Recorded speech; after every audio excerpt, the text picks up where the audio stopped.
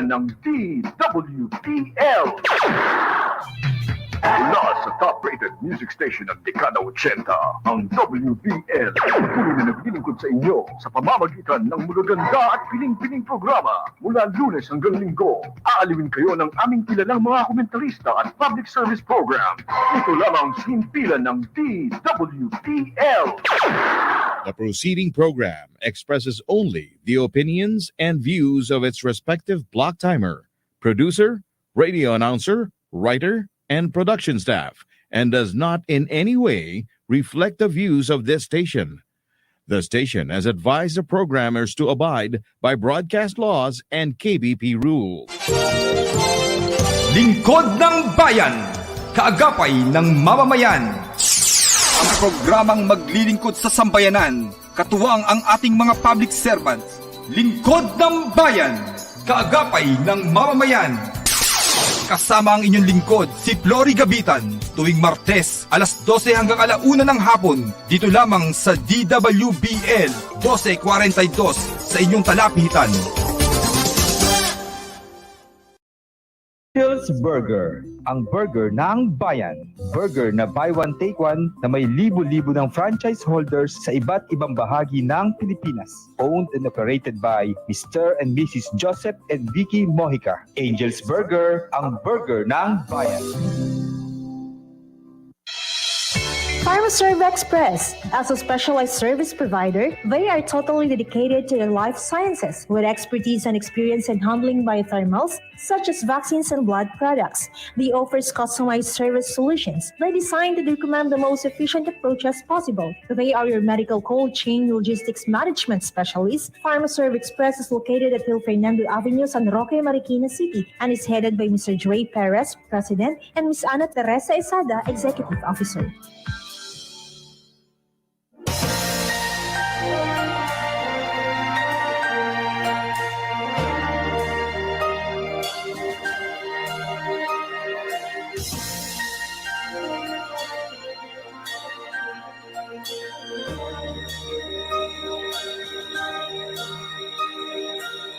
Pilipino ako, sa puso't diwa. Ang buhay ko sa bayan ay tataya. Pilipinas na aking bansa. Ang iwanan kay hindi magagawa. Ikaw ang tahanan ng aking lahi, lahing kayong manghi. Di papayag na ikaw.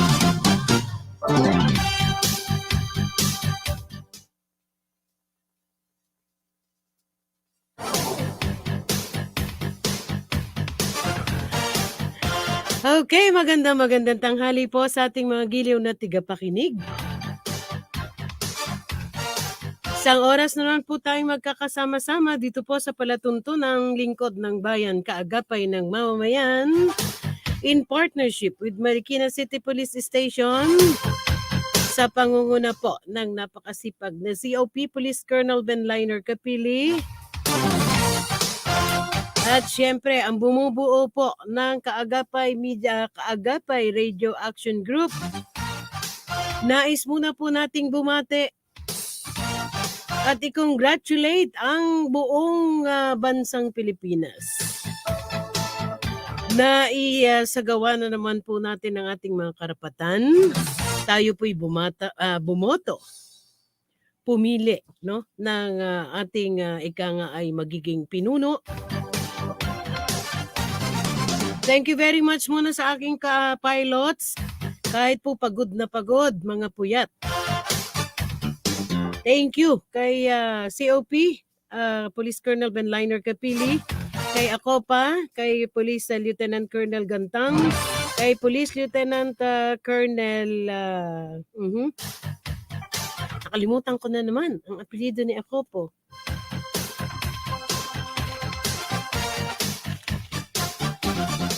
Police Lieutenant Colonel Victoriano de Castro.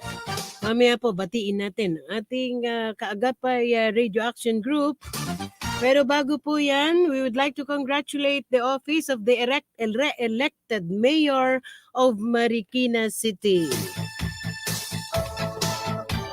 Congratulations kay Honorable Mayor Marcelino R. Teodoro, re-elected po, no, na alkalde ng Marikina City. Congratulations, sir! And we would like to congratulate also ang ating pong mga kapulisan, kasundaluhan, non-government organizations, other groups, ika nga na tumulong po, ika nga na magbantay para maisagawa ang isang mapayapa, no? At malinis na eleksyon. They played an integral part in ensuring an honest and fair election na ginanap po kahapon ang ating national and local election. Thank you for doing your part. Sa mga teachers, no? Maraming salamat. Sabi nga nila, no, bayani ang ating mga teachers. Gayon din ang ating mga alagad ng batas. Halos sila po ay mga wala pang tulog.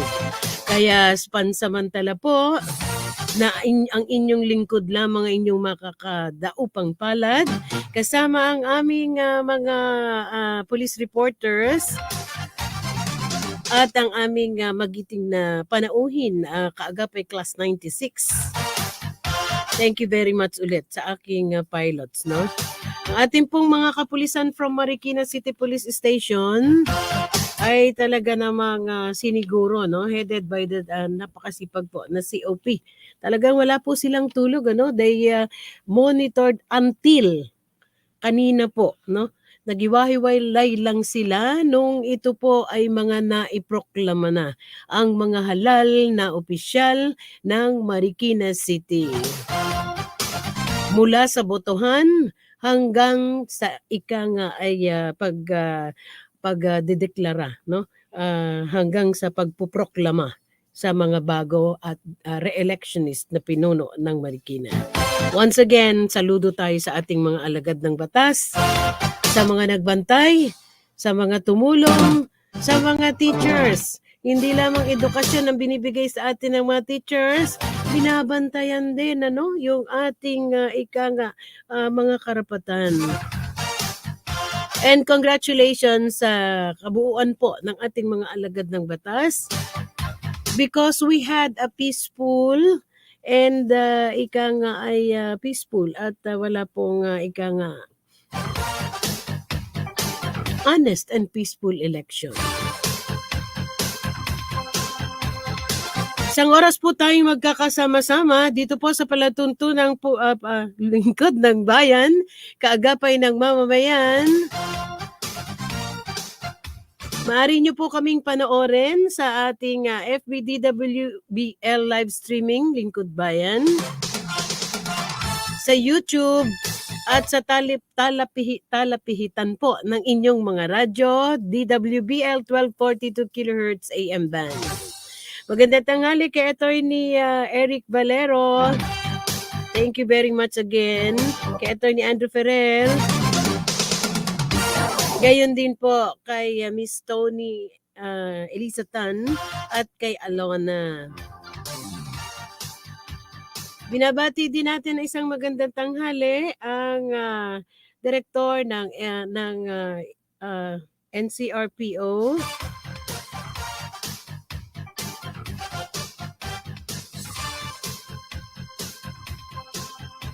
Police Major General Felipe Rivera Natividad.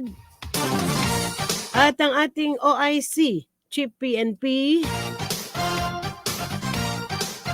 si General Vicente Dupa Danao.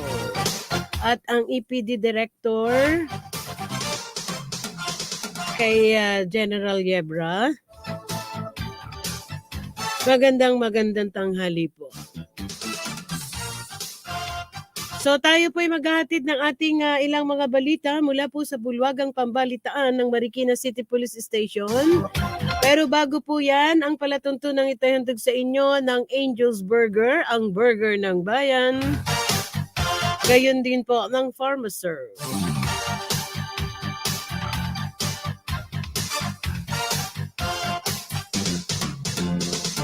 Atin na pong ihatid ang ating mga balita. Number 5 sa top most wanted person ng Marikina PNP, arestado Ang detalye ihatid mo kaagapay Robin.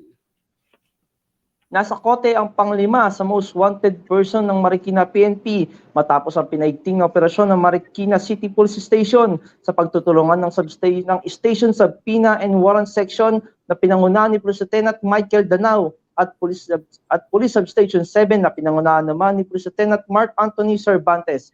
Naganap ang naturang operasyon sa kahabaan ng Tangil Street, Barangay Fortune, Marikina City. Pasado alas 5 ng hapon noong ika-3 ng Mayo taong kasalukuyan. Inaresto ang suspect sa bisa ng warrant of arrest na issue ng RTC Branch 273 sa kasong frustrated homicide. Kinilala naman ang suspect na si Jimmy Bruce, 47 taong gulang at kasalukuyang naninirahan sa parehong lugar. Kasalukuyan namang nakapit ang naturang suspect sa Marikina Custodial Facility. Yan ang ulat kaagapay Robin Barameda.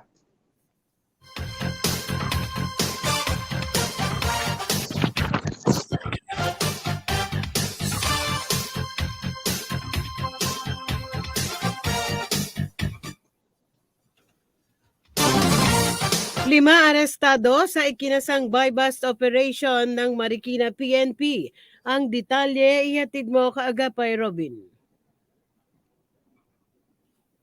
Matagumpay na na-arrest Station Drug Enforcement Unit sa pangunguna ni Police Lieutenant Antonio Balois Jr. ang 5 suspect sa paggamit at pagtutulak ng illegal na droga sa kahabaan ng Palay Street, Barangay Tumana, Marikina City, pasado alas 5 ng hapon noong ika-7 ng Mayo taong kasalukuyan. Ayon sa report, nagpanggap umano ang isang pulis na isang posture buyer at positibong napagbilhan ang mga suspect ng ipinagbabawal na droga.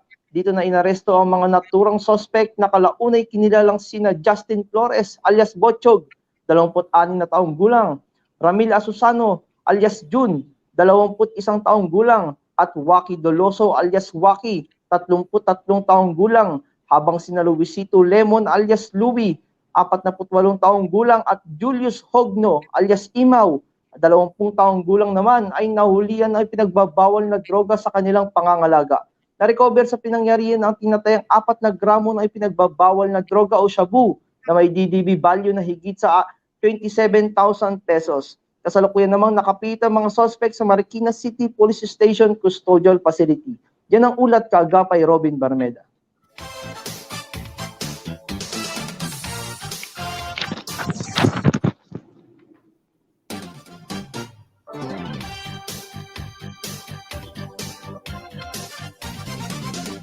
Happy watching kay Joseph Ambrosio, kay Jonats, kay Boknay, at gayon din kay Sir Hill.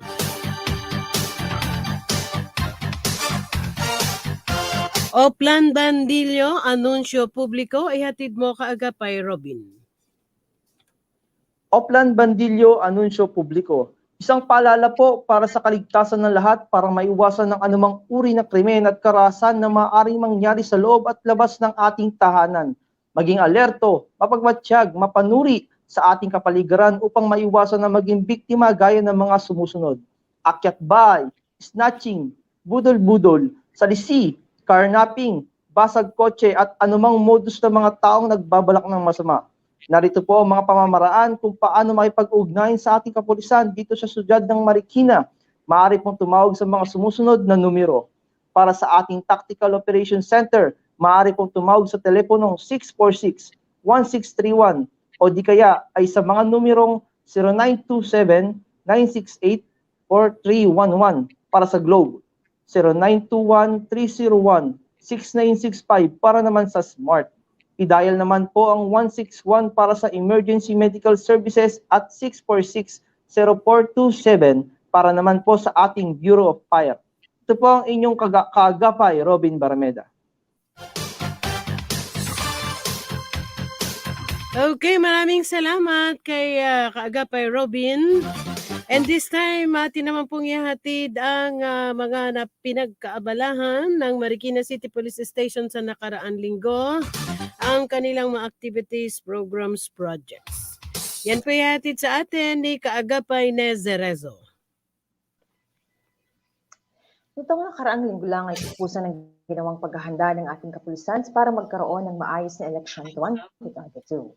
Busy man ang lahat sa preparasyon, ay nagawa pa din isaalang-alang ang kalikasan ng ating mga kapulisan. Nagsagawa ng clean-up drive ang Marikina PNP sa pangunguna ng Station Community Affairs Section.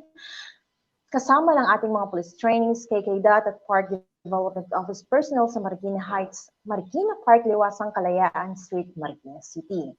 Bago dumating ang D-Day, nagsagawa ng Unity Bike Riding Marikina PNP na nilahukan ng iba't ibang ahensya ng gobyerno at ng mga grupo ng bikers sa Marikina.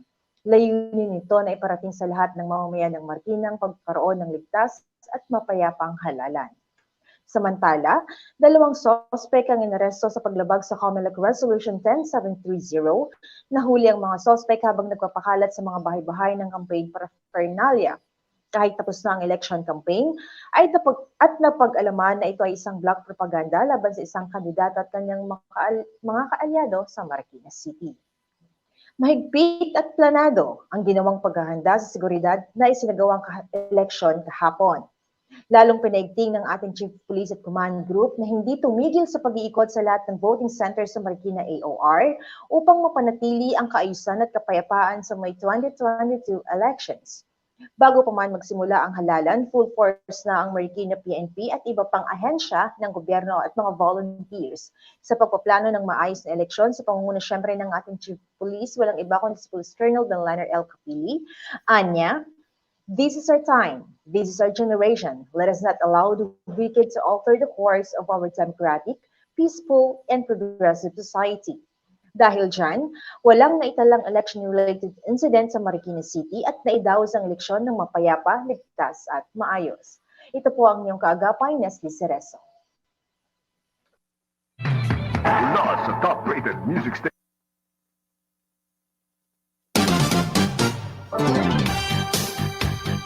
Pinaglalaroan ako ni Jigger. Maraming salamat. Yan po ang mga police reports mula kay Kaagape Robin. Ganyan po sa ating mga updates mula po sa tanggapan ng Chief of Police ng Marikina City Police Station. Katulad po ninyo, niyan, nakita nyo si Nes, pare-pareho po silang puyat. Talagang the Chief of Police and all the officers there sees to it na talaga pong naidaos ng mapayapa at ika nga ay malinis at mapayapang eleksyon.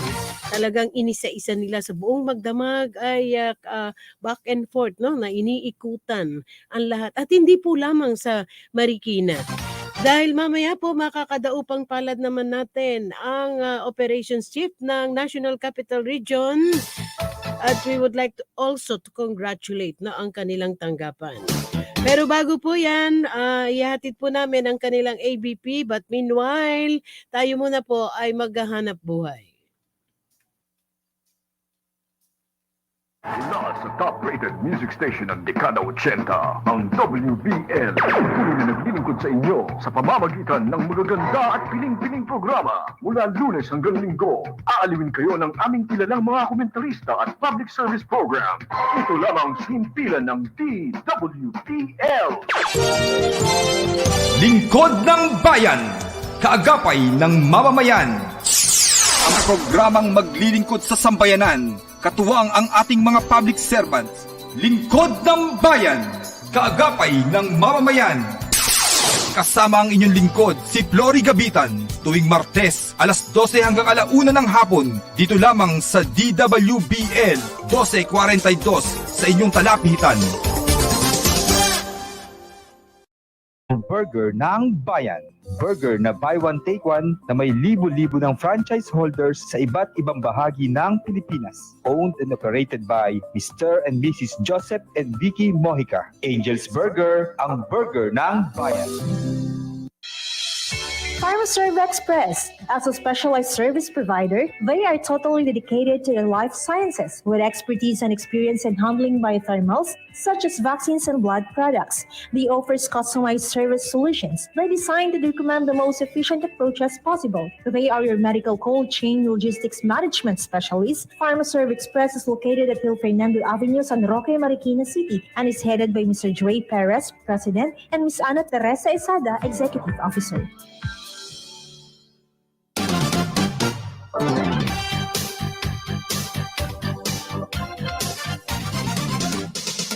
Okay, we have 20 minutes after 12 o'clock pero nais po nating batiin at i-congratulate din ang Marikina City Kaagapay Radio Action Team headed by Police Colonel Benliner Capili, Police Lieutenant Colonel Anthony Gantang, Police Lieutenant Colonel Victoriano De Castro, napakasisipag po ng mga opisyal na yan. Police Captain Greco Gonzalez, gayon din po kay Police Lieutenant Julius Criste, partner. Pagod na pagod. Police Corporal Chris Legin Pati, Police Corporal Robin Barameda, Police Corporal Nezerezo, Police Corporal Karen Gay Canuto, Police Corporal Isaac Apalad. Siyempre sa aking pilot, Police Corporal Mark Lado. And thank you very much pala, no? Binigyan nila ako ng isang blowout the last time. Bigay ng grupo ng Kaagapay Radio Action Team. So this time, atin pong ipi-play ang AVP ng National Capital Region Regional Operations Division. The NCRPO Regional Operations Division profile. The Regional Operations Division is one of the vital units of the PNP. It is included in the so-called Quad approach of the PNP on preventing and deterring crime in our country alongside intelligence, community relations, and investigation. With all four basic functions of a police officer combined, this ensures intensified policing, serving, and protecting the community at the highest level. The mission of the Regional Operations Division. The mission of the Regional Operations Division is to assist the Regional Director in the following courses of action: exercising command, control, direction, coordination, and supervision of the wide expanse of police operational activities, especially in the fields of crime prevention, law enforcement, internal security, and delivery of public safety services, including employment and deployment of the PNP.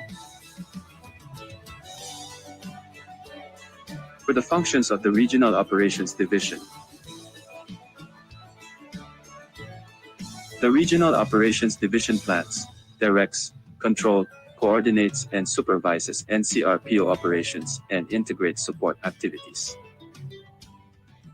The ROD also evaluates and prepares mobilization, demobilization, assignment, location, and employment or deployment of units in coordination with other regional staff. Prepares, coordinates, and issues operational plans, orders, and directives in accordance with the regional director's policies and guidelines. Maintains active liaising with other operating units of the military and other law enforcement agencies. Maintains close supervision, direction, control, and coordination of operational activities of all operating units and district offices of NCRPO. And heads the Regional Law Enforcement Coordinating Committee Secretariat. For the organizational structure of the ROD, the Chief of the Regional Operations Division is usually headed by a Police Colonel and a Police Lieutenant Colonel as their Deputy Chief ROD. The Regional Tactical Operations Center is under the supervision of the Chief ROD. The Regional Operations Division has 6 sections, namely, the Administrative Section, who is in charge on the human resource management aspects of the PNP personnel under ROD. The Law Enforcement Section takes appropriate actions implementing police operations and anti-criminality operations. The Internal Security Operations Section take charge on all matters pertaining to counterinsurgency and counter-local, communist and foreign terrorists and threat groups. The Special Operations Section supervises and monitors special security operations for high-profile personalities, national and international activities that has impact to national security. The Public Safety Section monitors, supervises, and integrates coordination during disaster response, prepare public or tourist safety and environmental protection. It is also responsible for the formulation of policies and directives under public safety and monitor its implementation. That while the statistics and reports section is the databank of operational accomplishments of the PNP, evaluates the performances of PNP offices and prepares for periodic operational accomplishment reports. That concludes the NCRPO's Regional Operations Division profile. Thank you, and to God be the glory.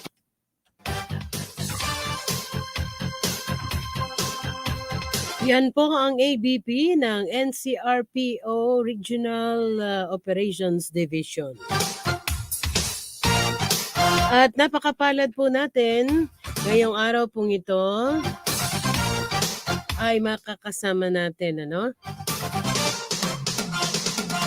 BS in Public Safety, PNP Class Proud Class sa Kaagapay 1996. PNPA Class 1996 din po ang ating COP, Police Colonel Benliner Capili. He had a training in 2015 UK and Canada Counter-Terrorism Investigations Management Course, Semarang, Indonesia.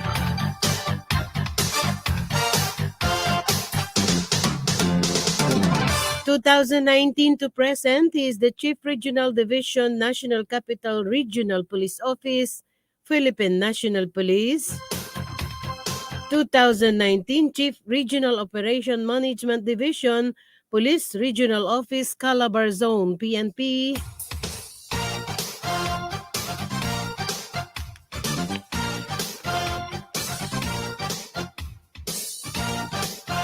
(2018) Acting Chief Regional Police Community Relations Division, Police Regional Office, Calabar Zone. 2016 Secretary, Directorial Staff, QCPD, National Capital Region Police Office. 2013 Executive Assistant Office of the Chief PNP. 2013 Chief Security Officer, Office of the Chief PNP. 2010 Regional Training Directors, RTS-1. 2003 to 2010 UN Mission, East Timor. 1998 to 2003 PCO, PSPG. Napakarami pong awards ni Sir, He had 2 Military Bronze Cross Medal, 7 Military Merit Medal, Award of the Gawad sa Kapayapaan Medal, 1 Military Gawad sa Kaunlaran, 6 medalya ng kadakilaan, 5 medalya ng kagalingan, 5 medalya ng kasanayan, 35 medalya ng kasanayan, 5 medalya ng paglaban sa manliligalig, 1 medalya sa paglilingkod, 1 medalya sa paglilingkod with 3 Silver Star for 35 years of service, 2 medalya sa paglilingkod laban sa kriminalidad, 5 medalya ng paglilingkod sa Luzon, 2 medalya sa pagtulong sa nasalanta, 5 medalya ng papuri, 31 medalya ng papuri, 6 na medalya ng ugnayang pampulisya, 1 tiyapa ng natatanging unit. Kami po ay mapalad at nagpapasalamat na binigyan kami ng pagkakataong makadaupang palad ang magiting na miyembro ng Class Kapayapaan 96, Kaagapay 96, Class Kaagapay, PNPA Class Kaagapay 96. With us is Police Colonel Luis Maria T. Pascual, Chief Regional Operations Division, National Capital Region. Sir, magandang tanghali po sa inyo. Programa. Salamat po. Ayun, magandang tanghali po sa ating panauhin. Tulad po ng aming nabanggit, nagpapasalamat muna kami sa pagbibigay nyo ng pagkakataon sa amin para kayo ay makasama dito po sa programa. Pero meanwhile, minus my co-anchor dahil alam ko po pati po kayo ay kaya kami nagpapasalamat, Colonel, kasi alam namin na kahit po kayo ay mga puyat pa no? Opo. Dito po sa katatapos lamang. Pero bago yan, Colonel, bago tayo pumailan lang ng husto, nais po naming bigyan kayo ng pagkakataon bumati sa ating mga giliw na tigapakinig. Ay, magandang hapon po sa inyong lahat, lalo na sa inyong mga tagapakinig sa programa ito. Ako po'y nagpapasalamat sa imbitasyon na ibinigay niyo sa akin dito. Isa pong malaking karangalan po itong imbitasyon na ibinigay niyo sa akin. So, sa lahat ng tagapakinig, magandang tanghali po sa inyong lahat. At congratulations sa ating lahat dahil napaka-peaceful po ng eleksyon dito sa National Capital Region. Yun nga po yung ating pinagmamalaki, ano? At ika nga ay pinapasalamatan ang kagawaran ng lahat ng ating mga alagad ng batas kaagapay, ang mga non-government organization at iba't ibang ika nga, no, na mga organisasyong tumulong sa ating mga alagad ng batas who played integral part on ensuring an honest and fair election dito po sa nakaraang eleksyon. So tulad po ng ating nabanggit, nais ko din pong pasalamatan ng inyong secretary, si Patrolman Benny, no? Napaka-cooperative po niya. Siyempre, aral, no? Sa dami ng awards at mga accomplishments ni Police Colonel Pascual, talaga namang hindi na ako magtataka na maayos naming sa ayos itong interview na to. And dahil alam mo, Jigger and Arnold, puyat ang ating mga kapulisan. Pero bago yan, ituloy-tuloy na natin, ano? Ayon po sa ating ABP, congratulations po. We are very well versed now with the function of the Regional Operations Division. Pero meanwhile, sir, para po sa kabatiran na ating mga kababayan, para naman po ma-inform natin sila, no? Nais ko muna pong kumustahin yung katatapos lang pong eleksyon. Meron po ba tayong mga election-related reported incidents o talagang as in ika nga ay sa buong magdamag? Kasi very instant, Colonel, yung nangyari, no? Agad-agad, even as early as 2 a.m., Colonel, may mga nagpoproklama na, no po? So nais po natin kumustahin sa inyong area of responsibility yung naging outcome when it comes to peace and order. Unang-una po, talaga po, sabi ko po kanina, napaka-peaceful po ng ating national and local elections sa NCR. Ito po ay produkto ng isang magandang planning, no? Hindi po ito ginawa ng isang araw, no? Ito po since ito pong January pa lang nagpa-planning na kami, no? Starting with the Feast of the Black Nazarene. Ganyan po kahabayan, sinusubok-subukan po namin, no? And then yung collaboration among allied agencies, hindi naman kaya ng police po ito Kasama namin dito ang Armed Forces of the Philippines. Kasama namin dito ang Coast Guard, ang Bureau of Fire Protection, even po ang BGMP. Kasama namin, siyempre yung COMELEC at yung MMDA. Ay, nga pala, ang COMELEC. Opo, sorry. Yes, Go ahead, sir. Isa po itong fusion, isang magandang collaboration. Of course, dahil ito sa leadership, no, ng aming regional director, yung aming regional task group commander for the national and local election 2022, si Police Major General Felipe Natividad. No? Napakaganda ng guidance niya, napaka-clear ng guidance niya sa mga pulisan. Exercise maximum tolerance, be vigilant, yung mga ganon. Kaya naman po, napaka-peaceful. Zero incident po tayo. No? Wala po tayong reported election-related incident. At sabi ko, bago po naman tayo pumunta doon sa security operations, may mga peace summit tayo Kasama may mga unity walk. Kaya nga po ito is talagang whole public safety and security package. Hindi lang kasama ang kapulisan, ang Armed Forces of the Philippines, PCG, kasama rin din po ang komunidad, ang COMELEC at pati mga ibang kandidato. Oo. Kumbaga, yun po ang even ang religious sector nag-play rin po ng malaking role dito kung bakit napaka-peaceful ng ating eleksyon dito sa NCR. yes, and po, very apolitical, very neutral ang Philippine National Police. Kahit sino pa yung kandidato, binigyan namin ng magandang seguridad.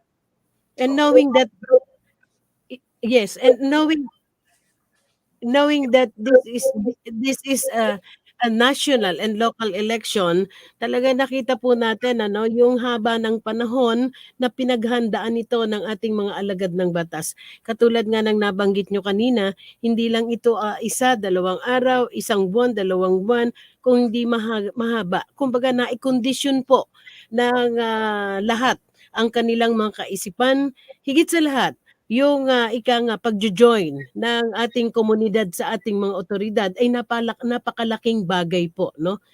Sabi nga, nakikita ng komunidad ang hirap ng ating mga otoridad, and nakikita rin ng mga otoridad yung malasakit ng komunidad. That's why nag-abot, no? Yung mind setting is nag-unite, 'di ba, Colonel? Yes, ma'am. Tama po yun, ma'am. Kasi yung PNP nga stands for Police and Public Working Together as one. Kung wala talagang, kung hindi namin kasama ang komunidad dito, hindi kami magiging successful. Isa pa, ma'am, bago mag-eleksyon, katakot-takot na simulation exercises ang ginawa namin dito in anticipation of any event, no? Halimbawa, in-anticipate namin magkakaroon ng ballot snatching. Ito, meron na kaming senaryo po dyan. Yes, opo. Oo. Shooting incident, meron kami senaryo dyan.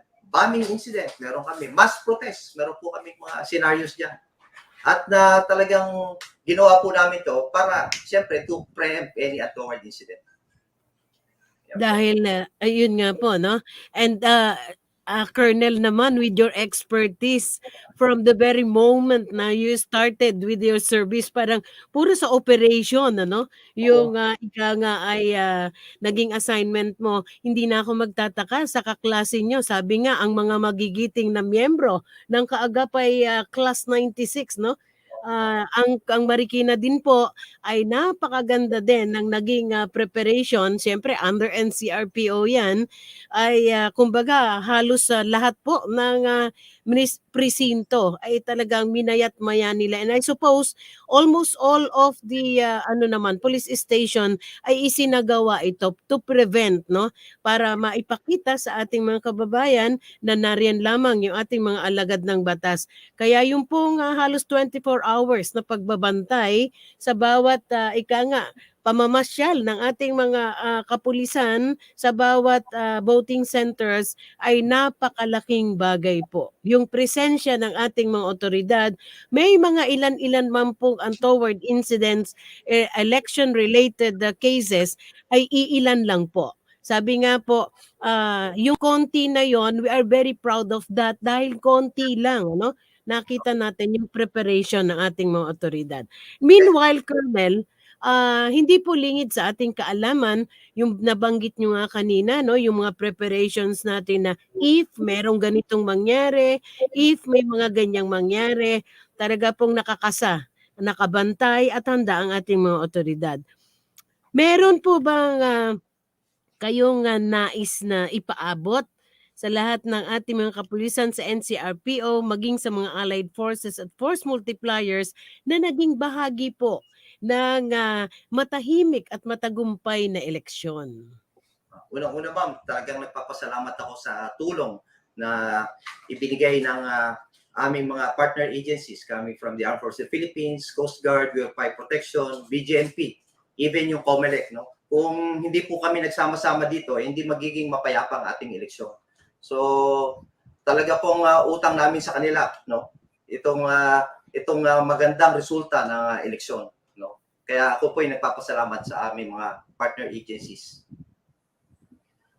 Sabi nga, talaga naman kahit sa kalakaran ng buhay, sa kalakaran ng pamumuhay, kapag nagkakaintindihan ang bawat tao. Sabi nga, 'di ba mga Colonel, meron tayong si R3 yung aking katandem ngayon.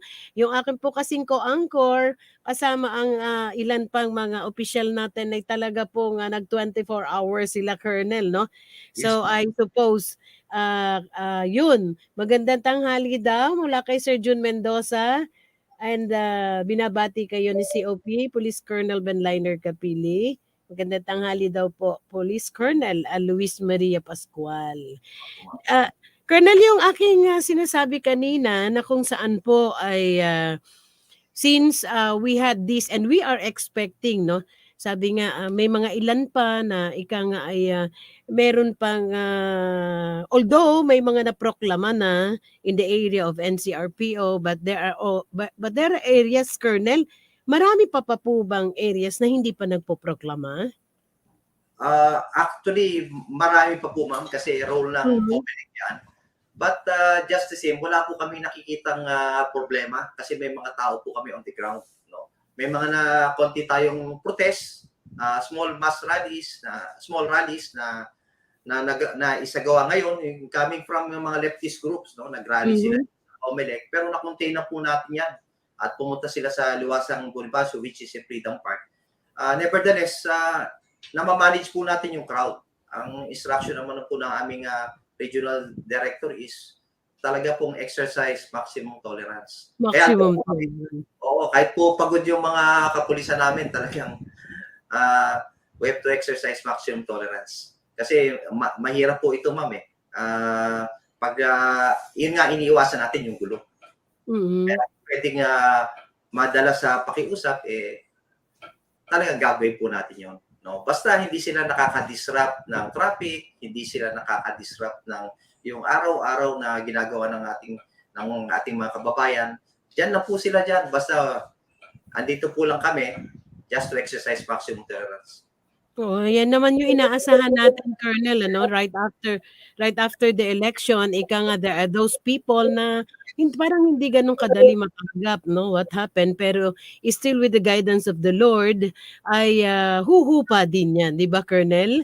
Yes, ma'am. Huhupa din yan. Anyway, pumunta naman po tayo dito, no, bilang kayo po ang director ng Regional Operations Division, no, ng NCRPO, gaano po kayo ka-stricto naman, Colonel, sa pagdidisiplina sa mga kapulisan natin sa NCRPO? At ano po ang ating iginagawad sa mga pulis na talaga namang nagbibigay ng karangalan at pagkilala sa ating organisasyon?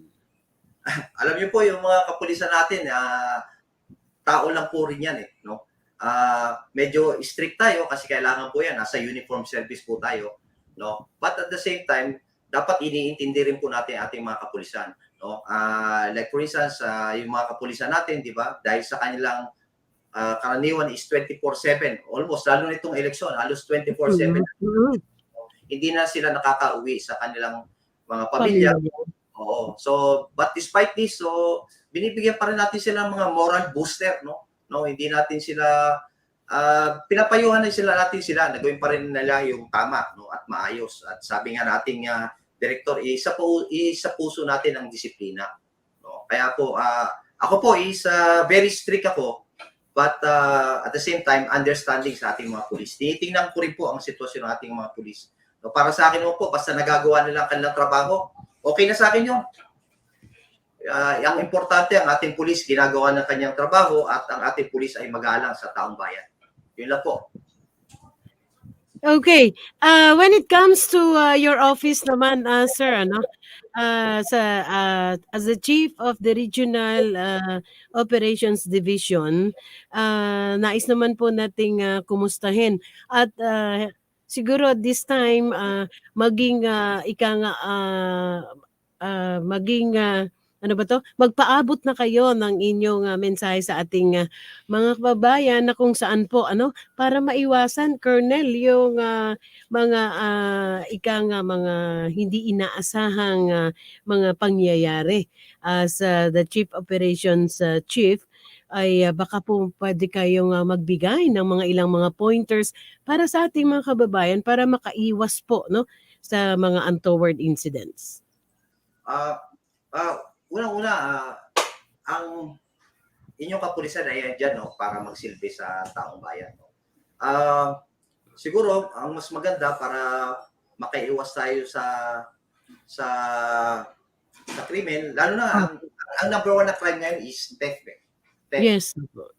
Bago tayo umalis ng ating mga bahay, siguraduhin natin na secure yung ating bahay. No? Minsan kasi, kapabayaan din natin kaya minsan tayo nananakawan. Siguro, kung meron tayong mapagkakatiwalaang tao, kapitbahay, siguro ipagbilin natin yung ating yung security na ating bahay. No? At siguro, iwasan natin yung pagpo-post sa Facebook na tayo ay nagbabakasyon. Kasi inaabangan niya ng mga magnanakaw. Alam nila na walang tao yung ating bahay. So, sinasabi ko po to kasi ito po yung sa among the index crime. No? Ito yung Colonel, for the entire NCRPO, ano po yung masasabi nyo? Which is which? Alin po ang mas mataas sa atin? Is the crime against person or the crimes against property? Crime against property po talaga. Okay, Right? go ahead. Sir. Yan talaga ang mataas. So against property, talagang yun talaga yung parang napapanahon. Tulad nga na nabanggit nyo kanina, yung paalala, no? Pag nag-post sa kasama na doon yung monitoring ng masasamang loob, ano? Ipopost mo kung nasaan ka. So, since yun nga po ang mataas natin is the crime against person, any other things po na ma-share natin sa ating mga kababayan para maiwasan po ang mga ganitong bagay aside from those things na nabanggit nyo kanina, Colonel? Syempre, yung isipin rin natin yung ating yung personal safety natin. Dito sa Metro Manila, safe naman po tayo na maglakad kahit saan dito. Pero kung maaari lang po is sa totoo lang po ang crime is nagsisimula yan sa barangay di ba? Kilala natin yung mga masasamang tao sa barangay. Iiwasan po natin na makisama sa mga taong ito, no? At maganda i-report natin sa kapulisan ito, no? Pagka kasi kilala ng kapulisan yung mga masasamang tao diyan sa barangay, we solve almost siguro half ng krimen masosolve na natin kasi mas maganda yung crime prevention no? Pagka ito yung pinaka-importante sa pagsugpo ng crime, it's crime prevention talaga, no? Tsaka Colonel, isa pa po, no? Actually alam natin na ito'y panawagan ng ating mga kapulisan. Minsan din po sa sarili din natin nanggagaling yung pag-imbita sa no? Yung sa masasamang loob, like on instances like ito, gasgas na to, Arnold, no? Yung pupunta ka lang sa palengke, sandamakmak na alahas ang suot-suot mo, parang you are inviting, tulad ng sabi niyo kanina, syempre dapat sa atin muna magsimula, yung ay pag-aalaga sa ating sarili. Opo, ma'am. Actually, sa pamilya yan Payuhan natin yung mga anak natin na gumamit na illegal na droga.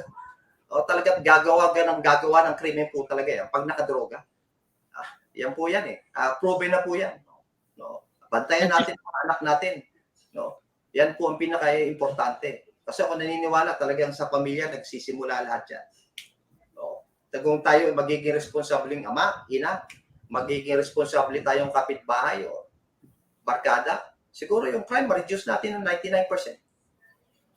And of course, Colonel, ang buhay na may takot sa Diyos ay napakagandang maging buhay sa mundong ito. Kaya po sa crime prevention, napaka-importante ng role ng community. Sapagkat kukunti lang naman po yung kapulisan natin Kaya kailangan ma-empower natin yung community para sila yung first responder sa krimen.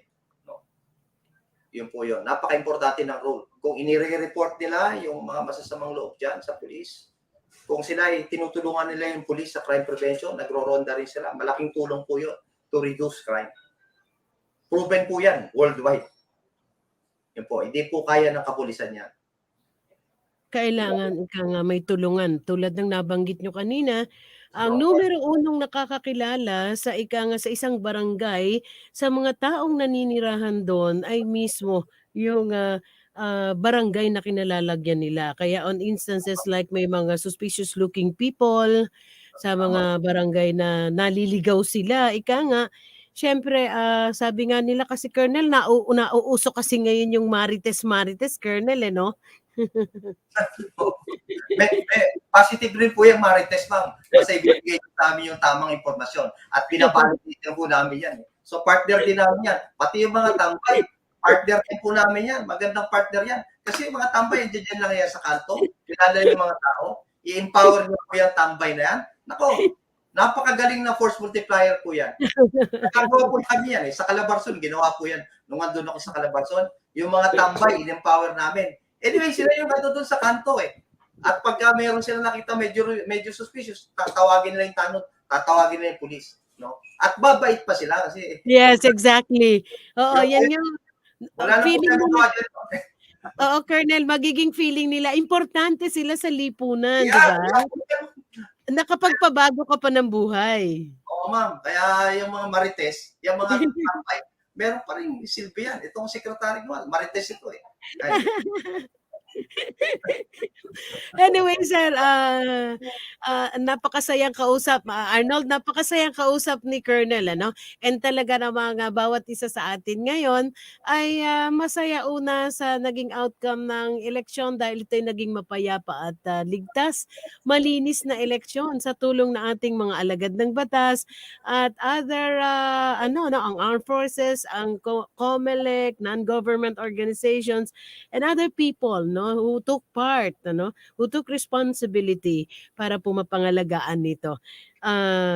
Siyempre, Colonel, bilang ika nga chief ng Regional Operations Division, siyempre tulad ng binanggit nyo nga kanina, no, yung mga tambay ay ginawa nyo na mapapakinabangan.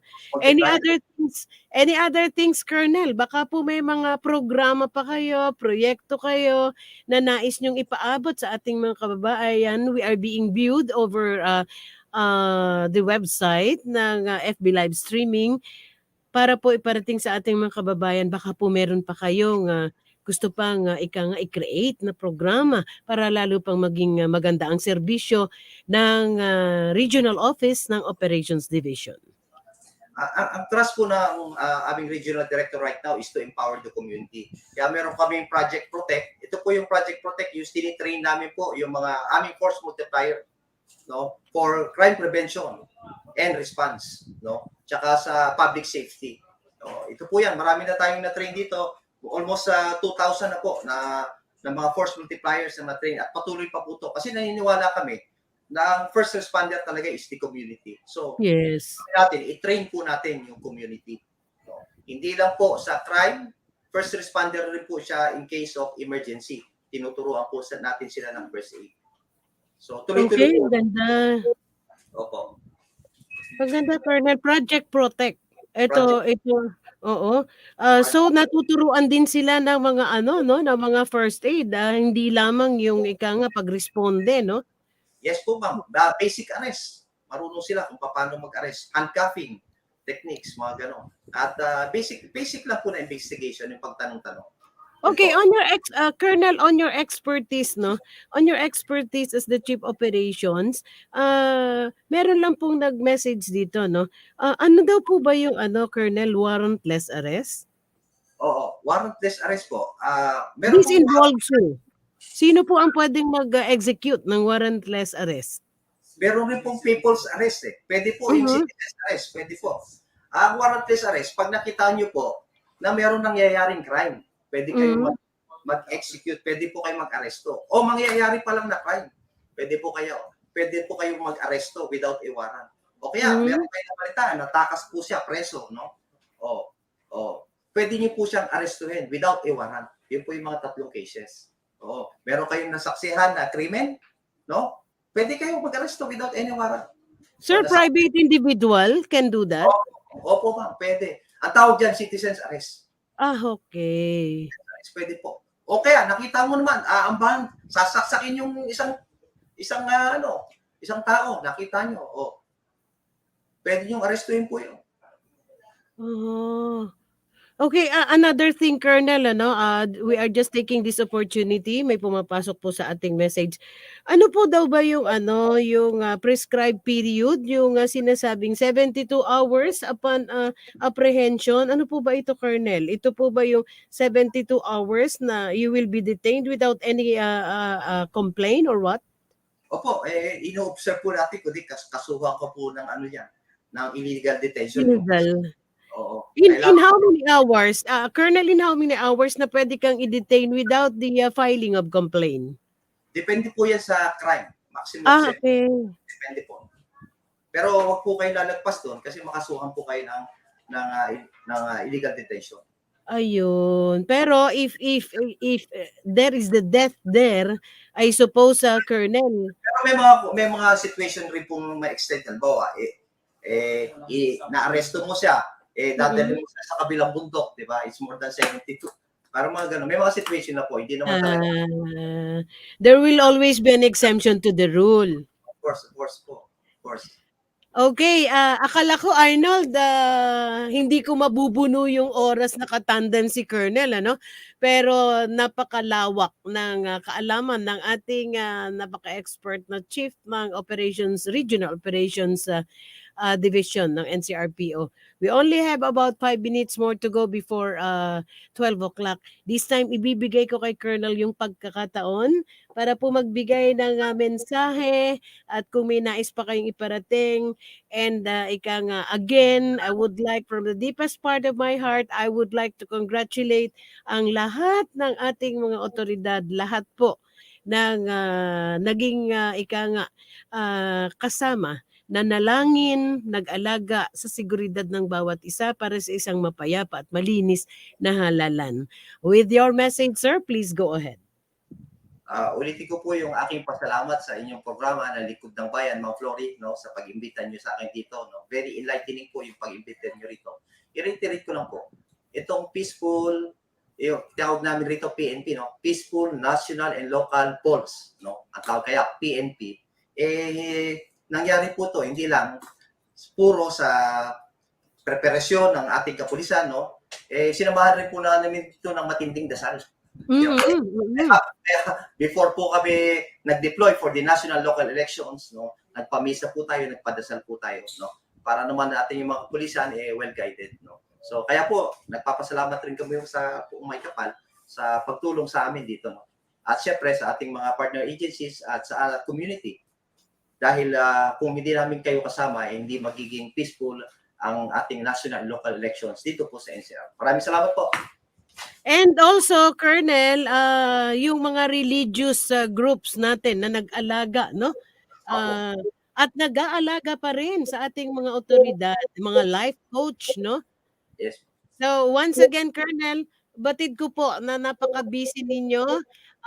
Regards daw, and thank you and congratulations from the Office of the Chief of Police of Marikina City, Police Colonel Benliner Capili, a proud graduate of PNPA Class 1996. Kaagapay PNPA Class 96. With that, Colonel, maraming salamat po sa pagbibigay sa amin ng pagkakataon na kayo ay makadaupang palad. Take care and God bless you, sir. Salamat, ma'am. Salamat, ma'am. God bless.